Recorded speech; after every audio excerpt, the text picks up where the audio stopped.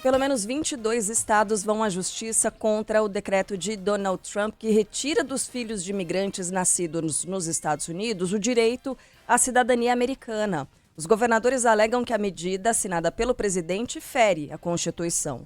Hoje, os bebês que nascem em território americano recebem cidadania imediata, independentemente da nacionalidade ou status dos pais. Ontem, Donald Trump revogou mais 2 medidas do governo de Joe Biden referentes ao tema da imigração. Ele ampliou a deportação expressa de imigrantes para todo o território nacional sem a necessidade de audiência judicial e liberou a prisão de imigrantes locais considerados protegidos como escolas, igrejas e hospitais. A gente tem a Larissa Biscaia por aqui, trazendo todas as atualizações. Bom dia para você, Larissa. Oi, Carla. Bom dia para você e para todos. A partir de agora, as autoridades americanas estão autorizadas a prender imigrantes ilegais, mesmo em locais considerados sensíveis, como escolas e templos religiosos. Até ontem, uma medida do governo Biden impedia a prisão nesse tipo de local, além de hospitais e também unidades de saúde. Nas primeiras 24 horas de governo Trump, o secretário interino de Segurança Interna, Benjamin Huffman, revogou essa norma. Huffman falou que se trata de bom senso e de confiar nos agentes da lei. O comunicado do Departamento de Segurança Interna diz que a medida tem como focos estrangeiros criminosos e lista estupradores e assassinos que entraram ilegalmente no país. Donald Trump declarou emergência de segurança nacional na fronteira com o México. O decreto permite o envio de tropas e o uso de recursos financeiros. Trump afirma que milhões de imigrantes serão enviados para fora do país. Ontem, em um serviço de oração na Catedral Nacional, a bispa de Washington pediu ao presidente que estava na missa que tenha misericórdia com os imigrantes e que os direitos da comunidade LGBT+ sejam respeitados. A bispa Marian Edgar pediu para que ele tenha misericórdia de pessoas que estavam assustadas com o que está por vir e disse que há gays, lésbicas e transgêneros que temem pela própria vida. Eu peço para que você tenha misericórdia, senhor presidente, com as comunidades cujas crianças têm medo, que seus pais sejam levados embora e que ajude aqueles que estão fugindo de zonas de guerra e perseguição em seus próprios países a encontrar compaixão e boas-vindas aqui. Nosso Deus nos ensina que devemos ser misericordiosos com o estrangeiro. Peço para que você tenha misericórdia com as pessoas no nosso país que estão com medo agora. Há gays, lésbicas e crianças transgênero em famílias democratas, republicanas e independentes. Alguns deles temem por suas vidas. Na rede social Truth Social, criada pelo próprio presidente, Donald Trump chamou a bispa de desagradável. Ele disse, abre aspas, a chamada bispa que falou no Serviço Nacional de Oração é uma esquerdista radical que odeia Trump. Ela teve um tom desagradável, não foi convincente nem inteligente, e ela e sua igreja devem um pedido de desculpas ao público. Além disso, estados governados por democratas e grupos de direitos civis entraram na justiça para questionar outra ordem de Donald Trump, que revogou o direito à cidadania para filhos de imigrantes ilegais ou com visto temporário que nasceram nos Estados Unidos. Trump já revogou 78 ordens executivas e medidas que foram impostas pela gestão Biden.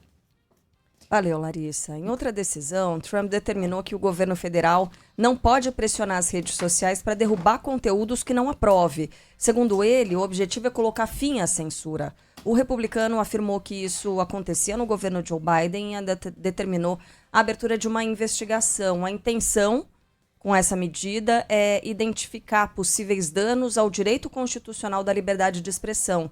Trump alega que Joe Biden buscava impor a narrativa preferida, suprimindo os discursos que o governo não aprovava. Também ontem, o presidente dos Estados Unidos disse que está aberto à compra do TikTok por Elon Musk, se o bilionário dono do X estiver interessado. No primeiro dia de mandato, Donald Trump assinou uma medida que permite o funcionamento do aplicativo por mais 75 dias em solo americano.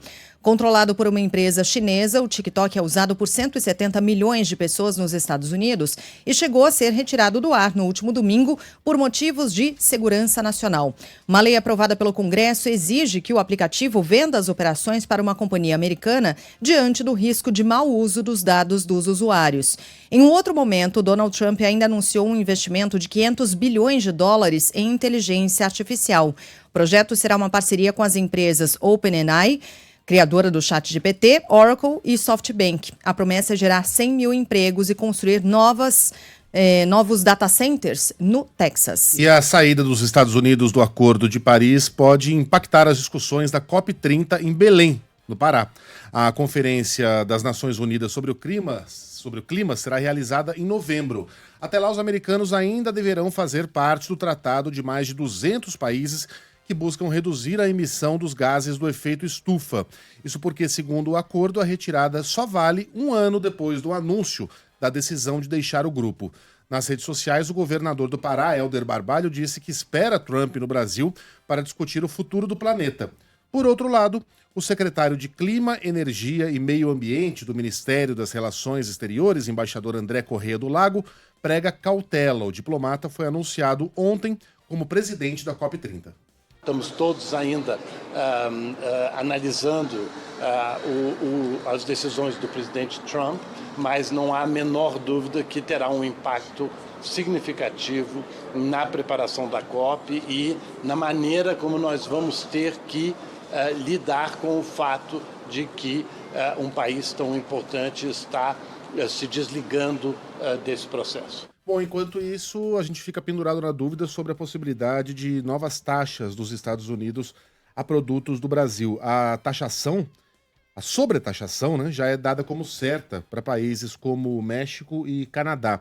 A agência Moody's estima que produtos mexicanos devem ser tributados em 10%, embora Trump tenha prometido alíquotas de 25% para os dois vizinhos de fronteira. Já no Brasil, a mesma Moody's estima uma alíquota de 5%, embora o Bradesco tenha projetado ontem taxas que variam de 10% a 25%. Né? A dúvida surgiu não, né? Foi alimentada pela fala do presidente Donald Trump, queixando-se de acordos comerciais com países membros do BRICS, o grupo de nações que inclui, entre outros, Brasil, Rússia e China. Não fizemos nenhum bom acordo, disse o presidente, embora tenha afirmado que sobre o Brasil a relação com os Estados Unidos seja excelente. O que isso acarretaria? Provavelmente uma desaceleração do crescimento da economia brasileira em 2025, quando a previsão é de um crescimento de 2%, devido ao impacto dessas tarifas adotadas pelos Estados Unidos e pela desaceleração do crescimento da China, também provocada pelas tarifas americanas. E aí, o cientista político e CEO da Eurásia, Ian Bremmer, diz que vê o mundo caminhando para uma guerra comercial e uma maior desconexão entre as economias com o retorno de Trump à Casa Branca, já que, na opinião dele e de outros economistas, o Brasil deve adotar represálias também na compra de produtos norte-americanos. Enfim, será um 2025 bastante turbulento. Mas, de volta ao Brasil, o Palácio do Planalto não se manifestou a respeito das falas do presidente americano. A secretária-geral do Itamaraty, Maria Laura da Rocha, porém, tentou minimizar as declarações de Trump. O presidente Trump pode falar o que ele quiser, ele é presidente eleito nos Estados Unidos e nós vamos analisar cada passo das decisões que forem sendo tomadas pelo novo governo e procurar trabalhar não as nossas divergências, mas as nossas convergências, que são muitas. Um retrato claro da nossa boa diplomacia, né? Essa fala, porque é uma fala bastante contemporizadora, bastante equilibrada da Maria Laura da Rocha, secretária-geral do Itamaraty. Diante do desprezo que ele usou para falar do sobre o tom Brasil. de desprezo. Tom de desprezo total. A gente não precisa de vocês. Vocês é que precisam da gente, não só vocês. O mundo todo, né? Mas a secretária foi bastante elegante, né? Mas a gente vê que isso são palavras ao vento quando o Trump diz que não precisa da Europa, né? Isso. Bom, como é que um país não precisa da Europa? Não precisa da Índia? Não precisa da China? As duas juntas têm quase metade da população mundial. Em relação ao Brasil, a gente vê que essa é uma questão ideológica, puramente ideológica do presidente americano, quando a gente vê que os Estados Unidos têm um superávit na relação comercial com o Brasil. Não há maus acordos, não há uma situação de desequilíbrio em relação a Brasil e Estados Unidos, porque os americanos têm um superávit conosco de 250 milhões de dólares. E os produtos brasileiros exportados não ameaçam a indústria americana. né? Então faria muito mais sentido, se você vai iniciar uma guerra comercial, começar pela China, né? Mas como você disse, se não faz o menor sentido, e as palavras do Trump são palavras ao vento, acho que nem adianta a gente olhar para número agora. Eu acho que está mais na linha do que a Sheila estava dizendo, de lição de diplomacia. Porque quando ele age desse jeito, ele abre uma porteira que dificilmente vai ser fechada de novo. Ele está esgarçando uma relação, ele está puxando para baixo uma relação e um diálogo, que a gente sabe, assim como os preços, né, na inflação, tem coisa que não volta para o que era antes. A gente espera que as relações diplomáticas voltem ao que eram antes, mas fazendo desse jeito ele dificulta muito, né, as formas de negociação. Ainda que sejam palavras soltas ao vento, elas têm algum efeito político, né? Elas podem nem ter efeito prático, mas efeito político elas têm. E como disse a Sheila, achei de uma extrema elegância, né, o posicionamento da Maria Laura. Não, sem dúvida. Sem dúvida, e você está certíssima, Carla, mas eu tenho a impressão que o Trump tem uma espécie de licença global para ser irresponsável. Essas palavras na boca de um Barack Obama, na boca de um Joe Biden, de um George W. Bush, elas teriam muito mais peso, porque elas só seriam ditas depois de muitas reuniões, depois de muitos estudos, quando a questão já estaria definida, né? Esses são presidentes americanos mais, vou usar uma palavra aqui, normais, né? Coloca esse normais entre aspas, tá? Que não sairiam dizendo por aí que vão tomar de volta o Canal do Panamá, que vão anexar o Canadá como 51º estado americano, que vão pegar para eles a Groenlândia da Dinamarca. Donald Trump fala isso e o mundo meio que torce para que isso não ocorra, né? Para que sejam mesmo palavras ditas ao vento. Até o Hélio Schwartzman, numa coluna dele nessa semana na Folha de São Paulo, dizia que se há um lado bom nessa personalidade de Trump, é que, por exemplo, se um belo dia o presidente americano declarar guerra a um país, ele vai poder voltar atrás, coisa que um outro líder não poderia fazer, porque as palavras dele são tão sólidas quanto um castelo de cartas. Então a gente fica aqui torcendo para que tudo isso que a gente está ouvindo sejam bravatas. É bizarro, né? E quase distópico que o presidente americano saia dizendo coisas assim e nós não estejamos em pânico ainda. Mas é pela possibilidade de que tudo isso sejam apenas palavras de Donald Trump. E sempre tem gente que segue lembrando o que aconteceu no Capitólio, né, em que pessoas morreram naquela invasão. Exato. A agenda do Trump nos próximos dias inclui uma série de ligações para líderes mundiais. Um deles, inclusive, pediu uma reunião com urgência ao presidente Volodymyr Zelensky da Ucrânia, que ajuda para conseguir um cessar-fogo com a Rússia e garantir apoio econômico e militar para as tropas de Kiev. Perguntado pela imprensa, Donald Trump disse que vai conversar com os dois lados e afirmou: sei que Zelensky quer um acordo, mas não sei se Putin quer. Ele deveria estar destruindo a Rússia ao não colocar um fim na guerra. Vamos em frente agora, acionando nossa equipe em Brasília. A Advocacia Geral da União realiza hoje uma audiência pública sobre as novas diretrizes da Meta e o fim do programa de checagem de fatos. Ontem, o TikTok removeu um vídeo falso em que Fernando Haddad fala sobre taxar os pobres. Ele não fala, né? Porque ele não falou isso, né? Foi uma montagem. João Pedro Melo está com a gente ao vivo de Brasília para trazer detalhes sobre essa discussão de hoje, não é, JP? Bom dia para você, seja bem-vindo. Que bronzeado, uau! Desculpa, a primeira vez que eu tô te vendo. Pois é, feliz ano novo, Carla. Você falou que era a última vez, mas aí, ó. Feliz ano novo, aceito. Pois é, pessoal, bom dia para vocês, bom dia para todo mundo que está nos acompanhando. Olha só, o TikTok retirou do ar, de fato, essa postagem contendo um vídeo falso que simulava ali uma fala do ministro da Fazenda, Fernando Haddad, defendendo, abre aspas, a taxação dos pobres. Essa medida foi tomada depois de um pedido da AGU na última segunda-feira, um pedido extrajudicial, sobre o argumento de que essa postagem tinha caráter enganoso e fraudulento. Nesse documento, a AGU destacou que essa postagem, feita por um usuário da plataforma, tratava-se de desinformação e veiculava um vídeo manipulado com auxílio de inteligência artificial não condizente com a realidade. O próprio Fernando Haddad tinha falado na semana passada que o governo ia entrar com processo, acionar a justiça contra quem estivesse propagando fake news sobre a taxação do Pix ou sobre qualquer tipo de taxação, ou seja, que estivesse aplicando golpes. Em outro ponto, a gente vai ter hoje, então, a Advocacia Geral da União tendo essa reunião com a Meta para tratar sobre diretrizes de moderação de conteúdo nas redes sociais, e essa iniciativa vem depois também da Meta anunciar ali aquelas mudanças nas próprias diretrizes, né? Permitindo, inclusive, que pessoas LGBTQIA+, fossem taxadas ali com uma espécie de adjetivo...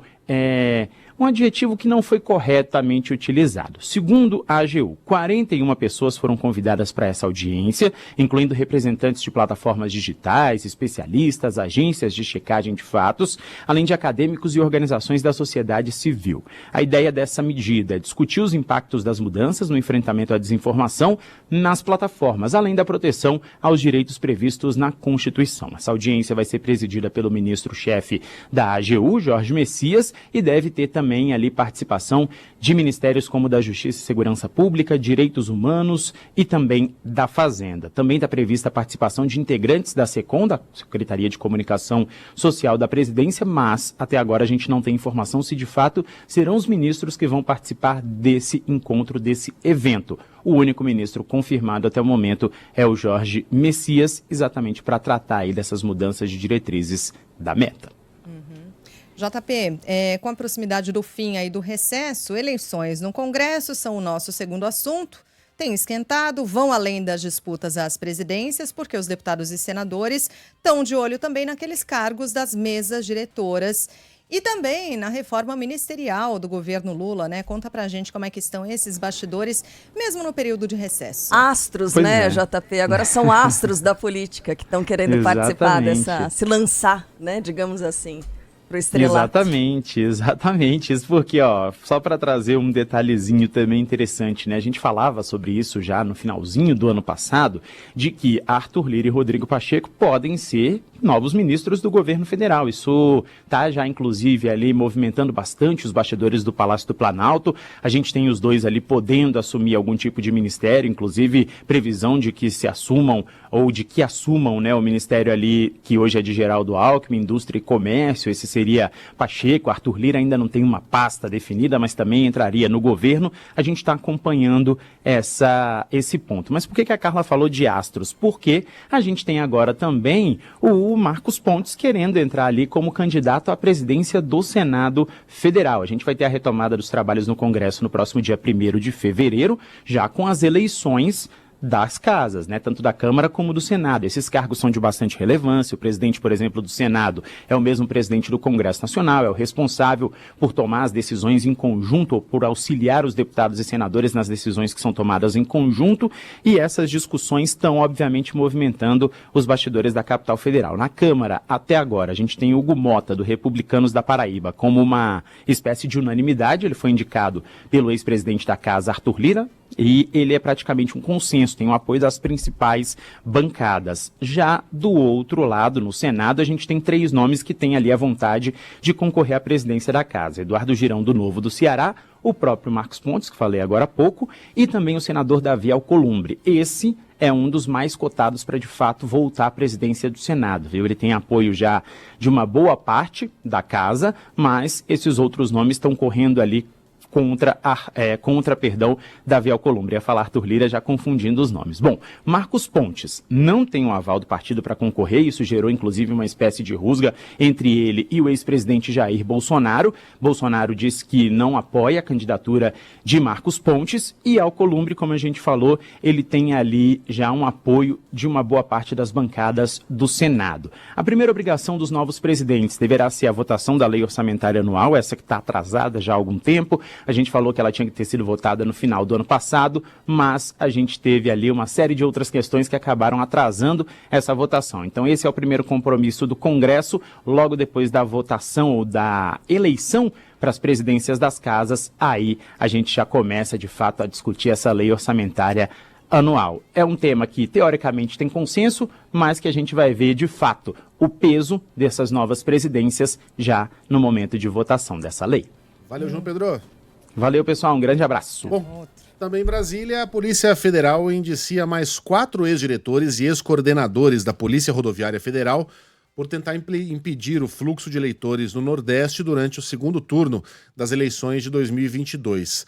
Antes, a PF já havia feito acusações contra o ex-diretor-geral da PRF, Silvinei Vasquez, que chegou a ficar preso por quase um ano e é apontado como o autor intelectual dos fatos. Informações estão no portal UOL. Alinhado ao então governo Jair Bolsonaro, Silvinei teria politizado a direção do órgão e desviado funções para atender aos interesses do ex-presidente. Na manhã do segundo turno, em 30 de outubro de 2022, você se lembra, a Polícia Rodoviária Federal montou blitz e barreiras em cidades do interior do Nordeste. Era uma dura ali, criaram 1000 obstáculos para que as pessoas conseguissem se locomover. E a investigação da PF apontou que o planejamento foi montado sem justificativa técnica, somente para dificultar o voto no então candidato do PT, Luiz Inácio Lula da Silva. Os envolvidos vão responder por crimes como desobediência, prevaricação e restrição ao exercício do direito ao voto. Chega a 11 o número de mortes causadas pela dengue desde o início do ano no Brasil. Só no estado de São Paulo são 7 óbitos.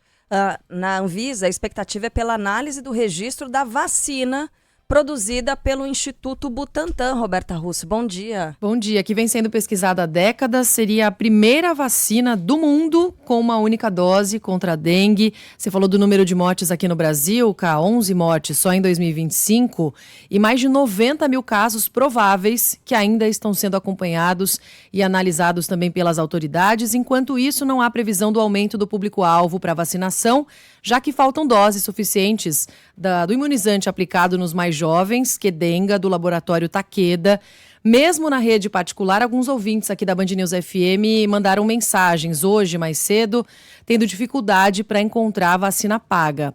O Instituto Butantan começou a fabricar as primeiras doses da vacina brasileira contra a dengue em São Paulo. Previsão de produzir 1 milhão de doses neste ano, mais 100 milhões até 2027. A gente lembra que ainda há um processo longo pela frente para aprovação e liberação dessa vacina. Em dezembro do ano passado, o Butantan concluiu o envio de documentos necessários, a parte burocrática, para a submissão do registro à Anvisa. Em nota, a agência diz que o processo está em fase de análise de documentos, que é anterior ao pedido do registro de verdade e ainda não há um prazo de conclusão. O Instituto Butantan, como a gente falou, vem trabalhando há décadas no imunizante, quase 30 anos. A Butantan DV é a primeira opção do mundo de vacina contra a doença, que pode ser aplicada em dose única. Ela é tetravalente, com proteção contra os 4 tipos da dengue e poderá ser aplicada em pessoas entre 2 e 60 anos incompletos. Então, também não haverá estudo inicialmente para os idosos, que é, inclusive, o público de risco, né? Idade de risco para dengue aqui no Brasil e no mundo também. A gente aguarda, mas ainda os especialistas dizem que para esse ano a vacina do Butantan não deve começar a ser aplicada, não deve sair, gente. Puxa, a gente está em janeiro ainda, né? Pois é. Valeu, Rô, obrigada, viu? Obrigada. É uma doença tipicamente tropical, né? Então, os americanos não enfrentam grandes problemas com a dengue. Não é que ela não exista, existe. A Europa também. A Europa teve 130 casos que foram registrados em 2023 e a doença até passou a ser uma pequena preocupação, mas mais de autoridades médicas do que da população em geral. Foram 71 casos em 2022, 130 em 2023, ou seja, um aumento de quase 100%. Mas não chega a ser uma doença que causa grande preocupação, que causa temor na população. Não faz parte do imaginário europeu a preocupação com a dengue, como faz parte do nosso. Na China, mesma coisa. A China também enfrentou um aumento da incidência de dengue nos últimos anos, mas é uma doença, digamos, controlada nesses grandes países que normalmente seriam os responsáveis pela fabricação de medicamentos. Na Covid-19 houve uma corrida planetária em busca da melhor vacina. Nesse caso não há mobilização de governos, né, de empresas. Isso, se não houver uma mobilização nossa aqui no Brasil, a vacina não vai cair do céu. A gente não vai encontrar vacina para comprar lá fora que atenda a população brasileira. Por isso que é muito importante que a gente fique de olho na produção do brilhante Instituto Butantan. Valeu, Rô, obrigada. Também na Anvisa, os diretores devem analisar o pedido do Conselho Federal de Medicina para proibir o uso do PMMA em procedimentos estéticos. Segundo o CFM, a substância pode provocar sérias complicações, como infecções e reações inflamatórias e até mesmo levar à morte, como a gente já viu acontecer. Os detalhes agora com a Thaís Sprovieri.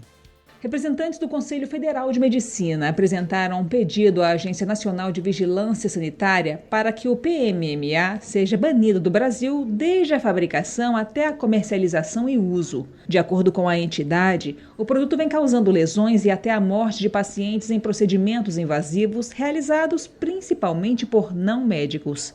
O PMMA, ou polimetilmetacrilato, é uma substância plástica que não é reabsorvível pelo organismo. O produto é usado como preenchedor definitivo em gel para dar volume a algumas partes do corpo e do rosto em procedimentos estéticos e de correções. De acordo com a conselheira federal Graziela Schmitz Bonin, o pedido de banimento ocorre porque alertas sobre os riscos do produto não têm surtido efeito.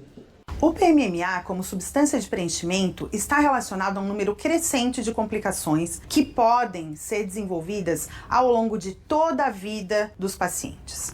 E os alertas e recomendações de restrição de uso pelo Conselho Federal de Medicina e sociedades de especialidade não vêm surtindo o efeito desejado. Sabe que eu estava dando uma pesquisada superficial, é claro, né, a respeito do PMMA.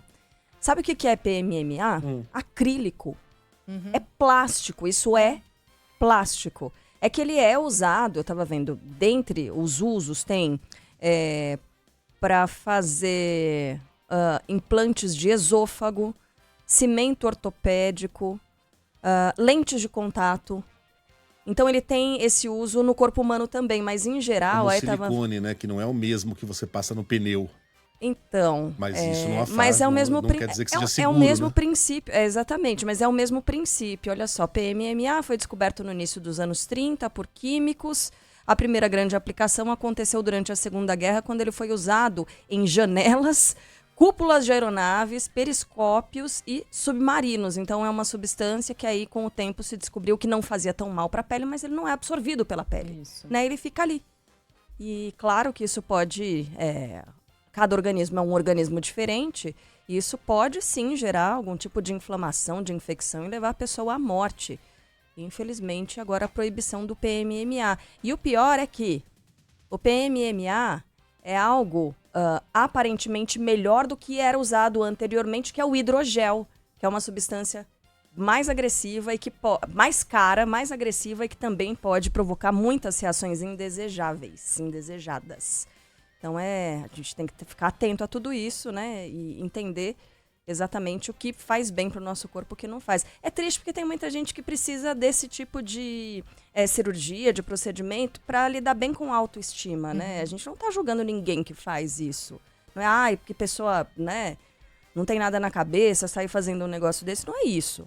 Cada um sabe o que falta para si mesmo, a autoestima, né?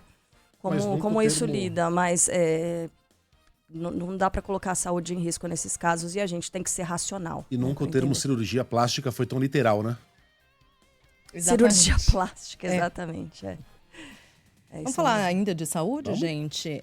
As fraudes em diagnósticos e exames já conhecidas nos planos de saúde passam a crescer muito agora nos convênios odontológicos. E por quê? Porque nas clínicas, atualmente, são dezenas de procedimentos realizados, tanto terapêuticos, que tratam de problemas de saúde, quanto estéticos. Os profissionais capacitados oferecem serviços como preenchimentos, lipoaspiração de papada, aplicação de botox.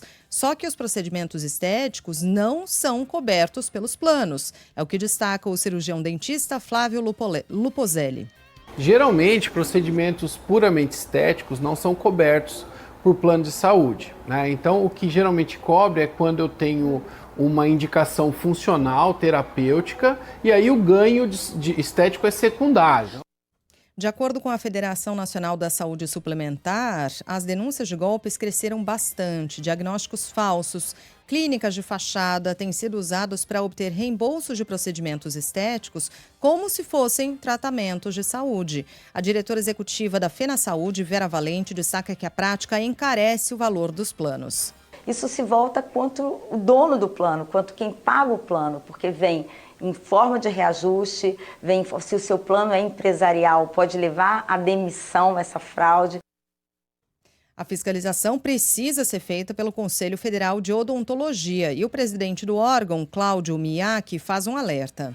O que é importante é o recado para a população para que procure o cirurgião dentista registrado, que tenha uma boa formação, para que o resultado estético final seja satisfatório dentro daquilo que ele espera, que é uma boa estética. Essa é uma discussão que vai precisar ser aprofundada, o Conselho de Odontologia vai precisar ficar mais atento, fazer campanhas, fazer alertas importantes, fiscalizar, porque é o seguinte, já que subiu muito a procura por esses tratamentos estéticos nos consultórios odontológicos, e que tem feito também os dentistas, buscado cada vez mais esse tipo de especialização, cada vez mais dentistas têm procurado isso, até porque acabam muitas vezes faturando muito mais com isso do que efetivamente com aqueles tratamentos relacionados à saúde bucal. Então, vai aumentar ainda mais. À medida que tem aí uma demanda, haverá cada vez mais profissionais que têm buscado capacitação nesse sentido. Trocando de assunto, a Corregedoria da Polícia Militar de São Paulo prende mais um PM suspeito de envolvimento na execução do delator do PCC no aeroporto de Guarulhos. O agente seria o segundo atirador e temos detalhes com Thiago Muniz. A polícia prende o PM suspeito de ser o segundo atirador na execução do delator do PCC, Vinícius Gritzbach. Juan Silva Rodrigues foi encaminhado ontem ao Presídio Militar Romão Gomes, na zona norte de São Paulo. Ele é soldado do 20º Batalhão em Barueri, na região metropolitana. Com isso, chega a 17 o número de policiais militares presos no caso e, ao todo, 24 pessoas já foram detidas. Vinícius Gritzbach foi morto em novembro do ano passado no Aeroporto Internacional de Guarulhos, dias depois de fechar um acordo de delação com o Ministério Público. Durante as investigações, o empresário denunciou um esquema de corrupção que envolve agentes de segurança acusados de cobrar propina. Em Minas Gerais, está preso o motorista da carreta envolvido no acidente que deixou 39 mortos em dezembro do ano passado na região de Teófilo Otoni. Arilton Alves Bastos teve a prisão decretada depois de exames apontarem que ele estava sob efeito de álcool, cocaína e êxtase no momento da tragédia. Fala, Luciana Viana. Exatamente, Arilton Alves Bastos foi preso em Barra de São Francisco, no Espírito Santo, cidade onde ele mora. O acidente foi em 21 de dezembro, na BR-116, em Teófilo Otoni. Teófilo Otoni fica a 570 quilômetros aqui de Belo Horizonte, região nordeste, né, de Minas Gerais, o Vale do Mucuri. Bom, o motorista, ele fugiu do local do acidente e só se apresentou à polícia 2 dias depois, quando prestou depoimento e fez exames, né, toxicológicos. O mandado de prisão foi expedido depois que exames de urina constataram que o motorista dirigia sob efeito de álcool, êxtase e cocaína. A investigação ainda aponta outras irregularidades, como excesso de velocidade e sobrepeso de carga da carreta que transportava um bloco de granito. De acordo com as investigações, a principal causa do acidente foi o desprendimento do bloco de granito da carreta que atingiu um ônibus e um carro. Ele também trafegava acima da velocidade permitida. Está prevista para esta manhã uma entrevista coletiva com a Polícia Civil de Minas Gerais, que vai trazer mais dados relacionados a esta investigação. A novidade, a prisão do motorista. Perfeito. Lu, obrigada pelas informações. Bom trabalho. Posso só tirar uma dúvida com a Luciana? Ô Lu, a respeito das chuvas aí em Minas Gerais, a condição melhorou? Porque a gente tem falado nesses últimos dias tanto sobre os municípios em situação de emergência. Como é que tem estado essas cidades? Como é que... Está chovendo agora, por exemplo, em BH ou não? Olha, Sheila, fomos surpreendidos, né, pelo calor, as altas temperaturas e o sol desde segunda-feira. Temperaturas 32, 33, ontem 34,4 graus. Junto, então, céu claro, sol, isso depois de dias de muita chuva, de muitos deslizamentos, mais de 100 cidades em situação de calamidade pública. Muitos moradores dessas cidades, inclusive, já a partir desta semana, tendo acesso, inclusive, ao FGTS, né, para tentarem ali reerguer, né, se reerguerem com as estruturas da casa que foram danificadas. Muitos, inclusive, não podem voltar ainda, estão abrigados em escolas ou em casas de parentes. Então, a chuva deu uma trégua em todo o estado de Minas Gerais. Porém, há aquelas pancadas, sabe, no fim de tarde, bem características, né, do verão, altas temperaturas, aquelas pancadas em áreas isoladas. Então, vamos verificar como vai ficar a situação, porque o calor pelo menos prossegue até o próximo domingo. Então, isso foi um alívio, um fôlego para as pessoas realmente que estavam muito, mas muito apreensivas, porque a chuva estava constante em praticamente todo o estado de Minas Gerais e agora o sol brilha, né? Alívio em relação às chuvas, mas nenhum alívio em relação às altíssimas temperaturas, né? Não só lá. Muito calor. Tamo junto, né? Porque ontem São Paulo tava sufocante, também não teve chuva. E no Rio de Janeiro, a gente teve a maior temperatura do ano sendo registrada ontem, batendo o recorde que era de segunda-feira. Isso. Ou seja, foram os 2 dias mais quentes do ano e tem mais para essa quarta-feira. E aí, só para tornar a vida do carioca um pouquinho mais insuportável, tem as caixas de som, né? Esse é o verão das caixas de som que infernizam a vida dos banhistas. Quem tem mais detalhes... Obrigado, Lu. Um beijo pra você. Um beijo, pessoal. Quem tem mais detalhes do Rio de Janeiro, Vinícius Calisto.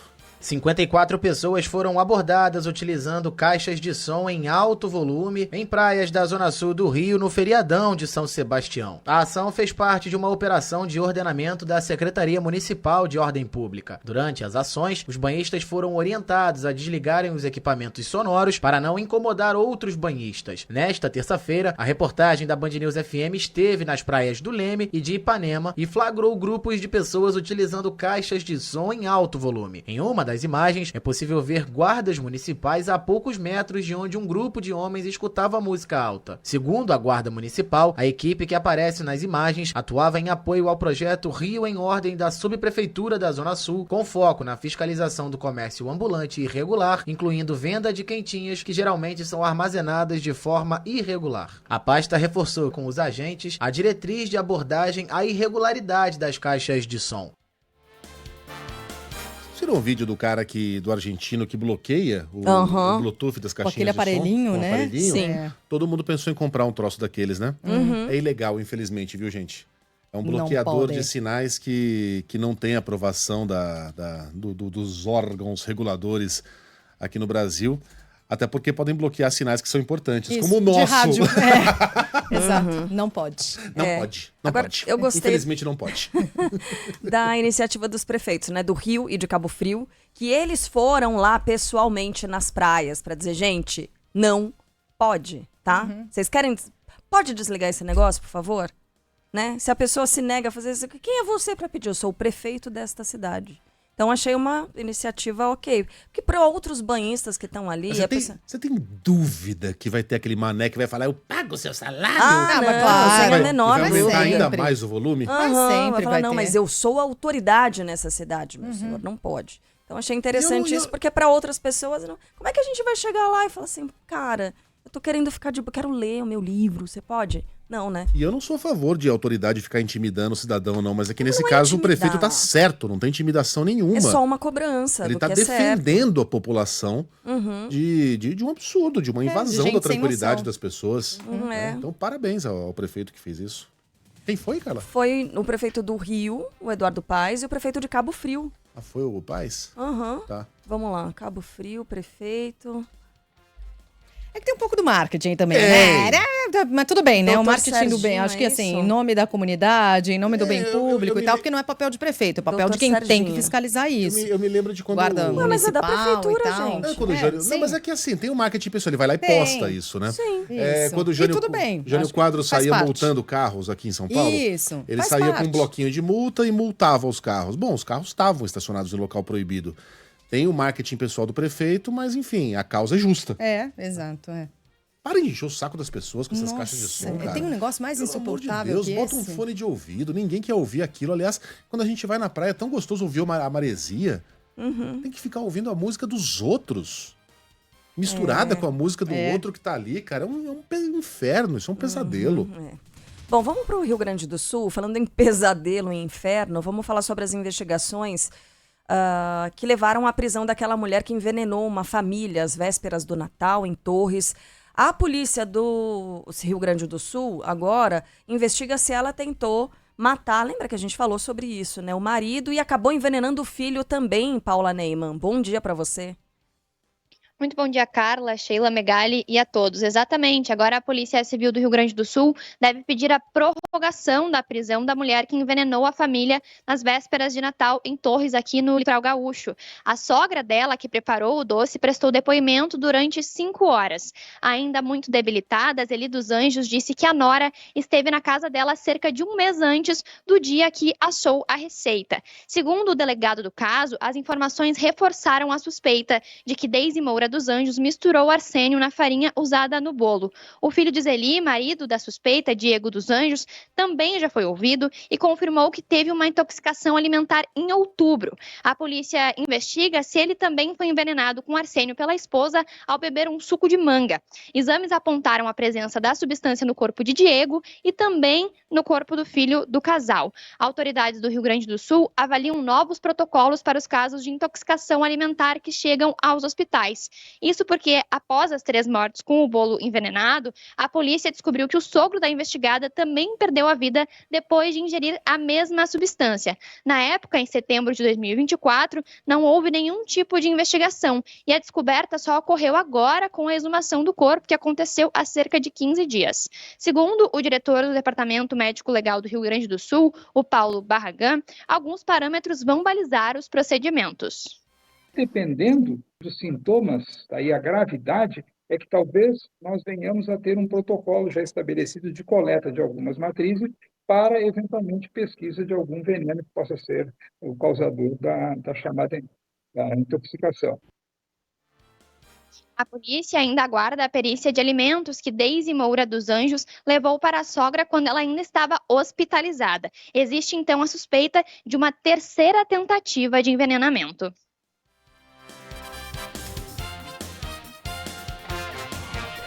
Essa história, cada Meu Deus. Quanto dia mais que mexe, passa, né? Mais história aparece, mais investigação, mas não à toa a polícia, logo nos primeiros momentos, ali nas primeiras coletivas, falava que essa mulher era uma serial killer, uma assassina em série, né? Usando esse termo, inclusive, e quanto mais mexe nessa história, mais se chega à conclusão disso mesmo. É claro que tem investigação toda, julgamento, mas é muito elemento já para a polícia trabalhar. E não à toa a polícia também pede a prorrogação da prisão dessa mulher que envenenou a família, acusada de envenenar a família às vésperas do Natal. Obrigada, Paula, pelas informações. Vamos seguir ainda no sul do país, porque em Santa Catarina, a Polícia Civil investiga a morte de um influenciador digital após tomar anestesia geral para realizar uma tatuagem na cidade de Itapema.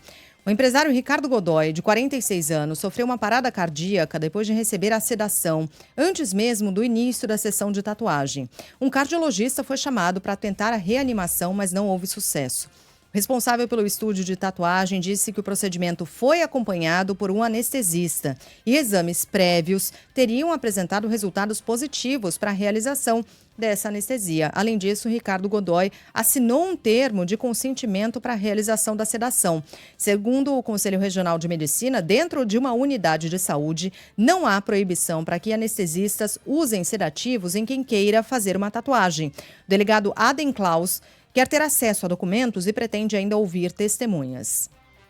Nós já solicitamos todos os exames que o estúdio de tatuagem solicitou para que o Ricardo fizesse, né? Já também oficiamos o hospital aqui de Itapema para que nos informe tanto o prontuário médico total do atendimento ao Ricardo e também a relação dos médicos e das pessoas que eventualmente tiveram passado durante o procedimento em que o Ricardo estaria lá. Ricardo Godoy era empresário do ramo de veículos de luxo, que ele importava para vender aqui no Brasil. Também era influenciador digital com mais de 200 mil seguidores nas redes sociais. Bom, obviamente as entidades médicas recomendam cuidado. Não há, como disse a Sheila, proibição nesse sentido. A anestesia geral não influencia na penetração da tinta na pele, mas nunca é bom banalizar algo tão invasivo quanto uma anestesia geral, que tem os seus perigos. Sempre tem os seus perigos. O Michael Jackson morreu tomando Propofol, que é um anestésico usado exatamente com esse fim. Eu não sei exatamente qual foi o anestésico tomado por esse influenciador, mas sempre haverá riscos. A Sociedade Brasileira de Anestesiologia diz que não recomenda o uso de qualquer tipo de anestesia para tatuagem. Lembrando, Essa nota foi divulgada em 2023, antes do caso desse influenciador. Lembrando, não há proibição, mas não é recomendável. Me parece que a dor, fazer tatuagem dói. Né? Dói, mas é uma... Não sei se eu tô falando uma bobagem. Dói muito. Aqui. Dói, dói, sem dúvida. Estúpida. Mas me parece que é parte do rito da tatuagem. Você tá colocando uma marca no seu corpo, é claro que isso vai... Que não vai sair nunca mais. Que não vai sair nunca mais. Me parece que a dor é até uma espécie de freio e contrapeso, sabe? Tem certeza que você quer fazer isso no seu corpo? Que você quer pintar o seu corpo? Tem tanto papel, tem tanta tela para você fazer um desenho. A dor é um impeditivo. Quando não existia esse impeditivo, não sei se eu tô falando uma bobagem aqui, mas eu sempre encarei esse processo doloroso como parte do rito da tatuagem. Enfim, cada um é cada um, mas a gente tem que cuidar da própria saúde, né? A anestesia geral não é brincadeira.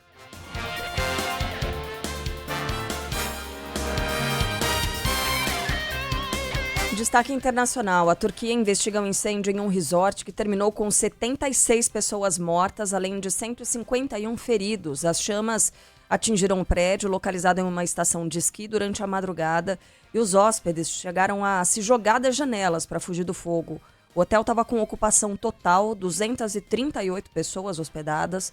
O dono do resort e outros 4 funcionários foram presos. Cerca de 200 bombeiros trabalharam no combate ao incêndio. Bem rapidinho, né? Dá pra falar de copinha? Vamos! São Paulo, primeiro finalista da Copinha 2025. Esse time tem mais sorte que juízo, viu? Fala aí, Maurício Ferreira.